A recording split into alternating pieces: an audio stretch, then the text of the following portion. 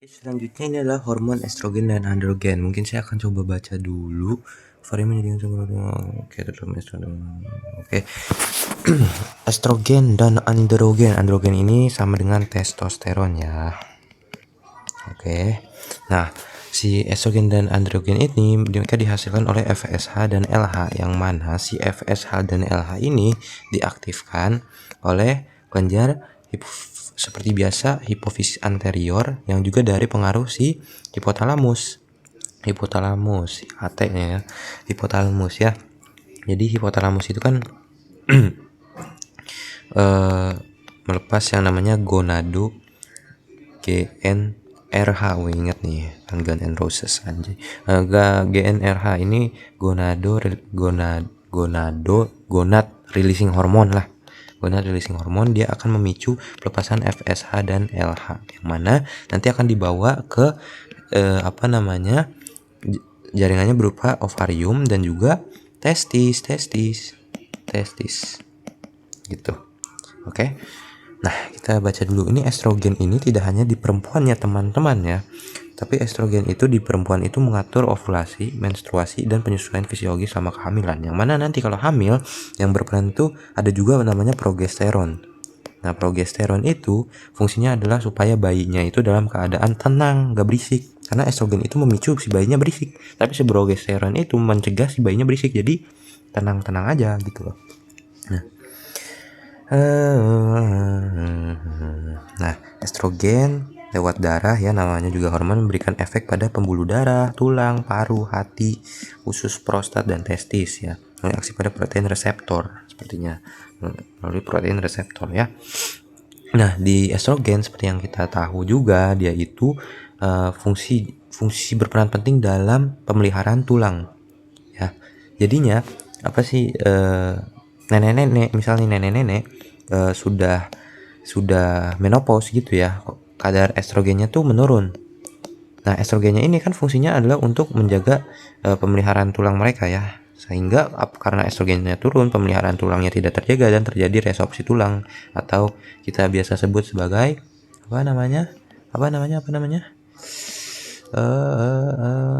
osteoporosis gitu ya. Oke, pengenalan tentang estrogen. Selanjutnya hormon steroid dan gonad pada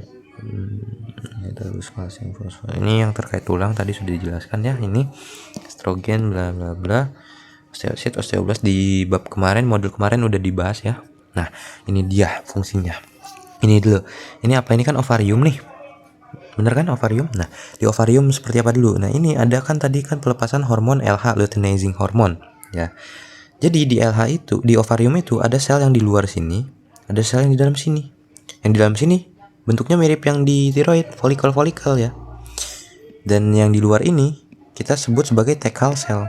Yang mana si LH ini akan menstimulasi si Tekal cell ini untuk menghasilkan si ini. Jadi ini bahan bakunya si testosteron dan juga si estrogen itu asalnya dari kolesterol. Jadi bentukan mereka berdua ini, si gonad hormon gonad ini adalah lemak berarti ya. Artinya kalau lemak mereka langsung berdifusi aja ke dalam sel gitu. Oke. Nah, ini kan Tekal cell nih. Tekal cell. Dia itu mengubah si kolesterol tuh dikonvert menjadi androgen. Androgen itu testosteron ya. Atau koreksi kalau misal salah, bukan testosteron, tapi yang saya baca kemarin androgen itu testosteron. Nah, si androgen ini dia pengen diaktifasi menjadi estrogen, tapi di Tekal cell itu nggak bisa. Artinya dia akhirnya si androgen yang ada di sini dia berdifusi lah masuk ke dalam sini, diffuse from Tekal cells into granulosa cell. Nah, yang folikel ini kita sebut sebagai granulosa cell gitu dia. Dia berdifusi ke dalam sini. Kenapa bisa berdifusi? Karena dia lemak langsung aja dia difusi kan gitu. Ini androgen. Nah, kalau sudah di granulosa sel, yang main tuh bukan LH lagi, tapi yang main udah FSH. Makanya si FSH dan LH ini sering disebut bersamaan karena kerjanya itu barengan gitu, saling bekerja sama.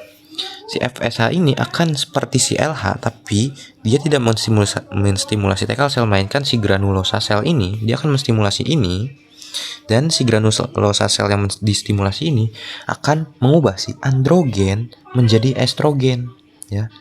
Setelah diubah menjadi estrogen, ada dua jalur di sini. Ya, si estrogennya itu disekresikan ke pembuluh darah, dan juga kalau dia udah di plasma darah, dia artinya akan mencapai ke jaringan-jaringan di seluruh tubuh gitu. Sedangkan kalau estrogennya itu tetap ada di folikel, dia akan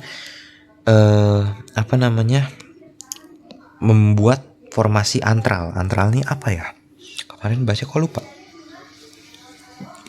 Yang tahu kok tolong komen, antral formation itu apa ya? Pokoknya kalau misalnya tetap di folikel, dia ngebangun rumahnya sendiri lah, ngebangun kampungnya sendiri gitu ya. Nah, si estrogen ini apabila sudah tercipta, dia akan menstimulasi perkembangan si granulosa sel itu sendiri. Kita lihat nomor 7 nih ya. Local estrogen along with FSH stimulasi proliferasi granulosa sel. Artinya si estrogennya ini membalas budi ke granulosa selnya ini bersama dengan si FSH-nya ini. Artinya si granulosa selnya ini akan makin banyak dan menciptakan banyak estrogen dari si androgennya ini juga ya. Itu adalah sintesisnya si estrogen ya. Jadi ini prosesnya ini kita sebut aromatisasi. Dari androgen ke estrogen disebut aromatisasi. Oke, sekarang itu sudah. Sekarang kita masuk ke testosteron. Fungsinya dulu deh, testosteron itu apa? Fungsinya adalah untuk membangun ciri seksual sekunder di laki-laki ya. Laki-laki punya bulu, punya rambut maksudnya, di ketek, di itu.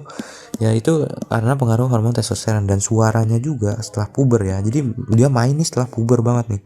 Suaranya itu makin dalam karena testosteron. Dadanya bidang karena apa? Testosteron. Karena ciri-ciri itu kan ciri-ciri seksual sekunder ya, perkembangan seksual yang sekunder. Kita lihat di sini plasma testosteron itu sebenarnya udah ada dari waktu kita di dalam kandungan ya. Trimester ketiga sudah ada nih. Tapi semakin lahir menurun sampai ke pas pubertas baru naik dia. Begitu juga dengan produksi sperma. Kalau produksi sperma dari pada saat pubertas gitu ya. Jadi peningkatan testosteron pada saat pubertas beriringan dengan peningkatan ini sperma. Nah, ini ya ciri-cirinya androgen ya. Nah, di laki-laki jangan salah, ada juga estrogen. Ini kan androgen, testosteron from testis ya. Si testosteronnya itu diubah juga jadi estrogen. Untuk apa? Untuk mineralisasi tulang juga, sama mirip perempuan gitu loh. Ya. Dan juga untuk menyambungkan si growth plate maturation ya. Oke, increase insulin. Dan ini kalian baca nih efek lain dari estrogen yang ada di laki-laki. Ya kan, seperti inilah orang dengan testosteron tinggi. Ya. Regulasi testosteron. Jadi kalau si estrogen itu diproduksi di ovarium, kalau testosteron ini diproduksi di fungsinya juga bekerja di testis di laki-laki. Seperti biasa dari otak nih ya, dari hipotalamus mengirimkan gonad releasing hormone ke anterior pituitary yang mana dia mengeluarkan LH dan FSH. Nah, kalau tadi si LH dan FSH-nya itu di perempuan juga memicu dua sel yang berbeda, di laki-laki juga sama. Tapi mereka di LH ini akan masuk ke testis, dan juga dia ini akan menstimulasi yang namanya Leydig cell. Leydig cell inilah yang akan menghasilkan testosteron. Ya, yang akan menghasilkan testosteron pada laki-laki. Sehingga dia akan sifatnya itu kalau Leydig cell itu distimulasi oleh LH itu akan sifatnya itu menambah hormon androgen gitu. Untuk ininya ya L Leydig lah, LH Leydig sama-sama L kan. Terus menghasilkan testosteron. Sedangkan yang FSH sendiri, FSH ada S-nya di sini. Fungsinya dia akan menstimulasi si Sertoli cell untuk menghasilkan sperma. Artinya si FSH ini fungsinya adalah untuk menghasilkan spermatogenesis gitu. Sudah. Seperti biasa kalau misal si testosteron ini juga bisa menstimulasi si Sertoli cell. Cuman untuk mensimplifikasi ini FSH udah sama S ya. Ada S-nya spermatogenesis S juga tuh. ya. Pokoknya suatu hormon kalau udah terhasilkan ujung-ujung akhirnya, mereka akan menginhibisi si ini anterior pituitari dan juga hipotalamus. Kenapa? Karena mereka itu agar supaya nggak berlebihan dihasilkannya, karena kan sudah terhasilkan gitu. Logikanya seperti itu. Oke, itu sih FSH dan LH.